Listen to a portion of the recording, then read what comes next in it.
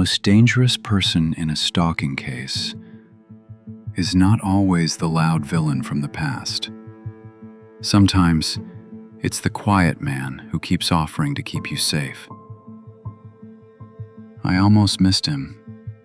I came this close to handing my client a file on an innocent man while the real one drove her home at night.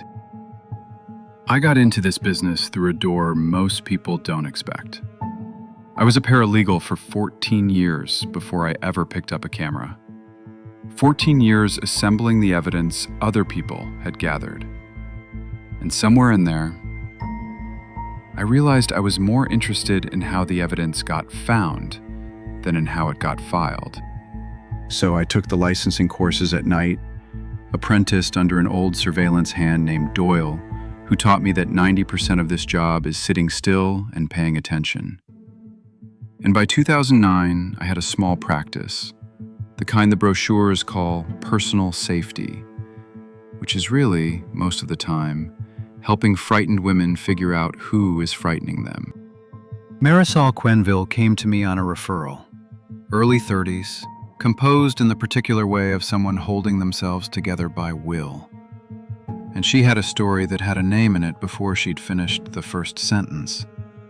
For 4 months, she'd been getting anonymous letters. They started unsigned and unsettling. I see you.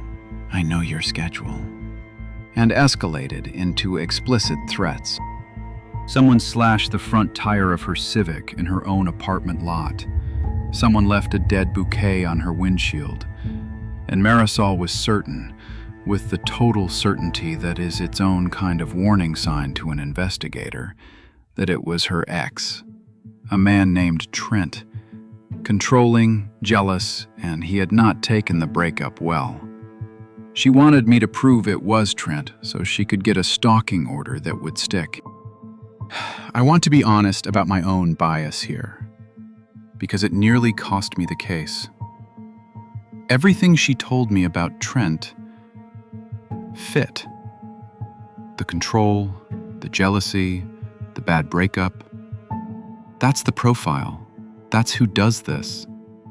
And I walked in expecting to spend 2 weeks building a file on a man I'd already convicted in my head. That's the exact mistake I tell new investigators not to make. And I made it anyway, because the story was so clean. So I started watching Trent. I sat on his apartment in a Beaverton complex of beige fourplexes, shared carport, a half-dead juniper hedge, in the front seat of my Taurus with a thermos and the patience Doyle had drilled into me. I logged 3 weeks of his movements, and I'll admit it, every time he left after dark, I felt that little jump. Here we go. And every time he was going to the gym, or a girlfriend's, or the same taqueria on a Thursday. And then Trent became a problem for my theory, in the most complete way possible. On 2 of the dates those letters were postmarked, he was demonstrably, provably somewhere else. Once out of state, a wedding in Boise I confirmed 3 different ways, including a photograph time-stamped the same afternoon a letter dropped into a mailbox 400 miles away. The other time, working a double shift, time cards, 2 coworkers. You cannot terrorize someone on a schedule like this without rearranging your whole life around theirs. And Trent's life wasn't rearranged around anything but his own. After 3 weeks, I had to face the thing I least wanted to tell my client. It wasn't Trent. The obvious man was the wrong man. And I'd spent 3 weeks and a good deal of her money proving a negative. Telling her was one of the harder conversations I've had in this work. Because she'd built her sense of the danger around a name and a face. And there's a terrible comfort in that. A known enemy is at least a bounded one. When I told her Trent was cleared, she didn't look relieved.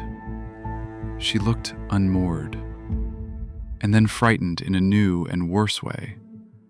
Because if it wasn't the man she'd braced against for 4 months, then it was someone she hadn't even thought to suspect. That's the most dangerous moment in a case like this. Not for me, for the client. It's the moment they realize they've been watching the wrong door. So I went back to the only physical evidence we had, the letters themselves. Marisol had kept every one. Smart. I'd skimmed them for content and missed what mattered, because I'd been looking for Trent in the words, instead of looking at the paper. And Doyle's old lesson finally kicked in. Sit still. Pay attention. The letters were laser printed on a particular weight of paper, and under magnification, every single page carried the same faint, repeating defect. A thin, recurring mark down one side, the kind a laser printer leaves when its drum is scratched. Every letter had come off the same flawed machine. And the postmarks, when I laid them on a calendar against Marisol's work schedule, they clustered with a precision that made the hair on my neck stand up.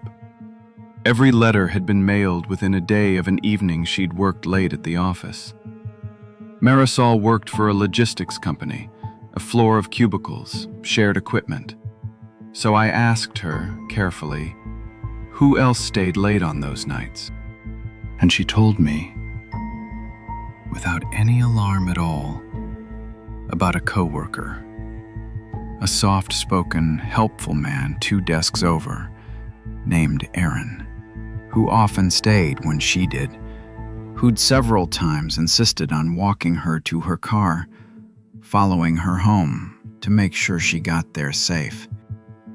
Because, he said, he was worried about the stalker. He'd been so kind about it. He was the one person in her life who took the threat as seriously as she did.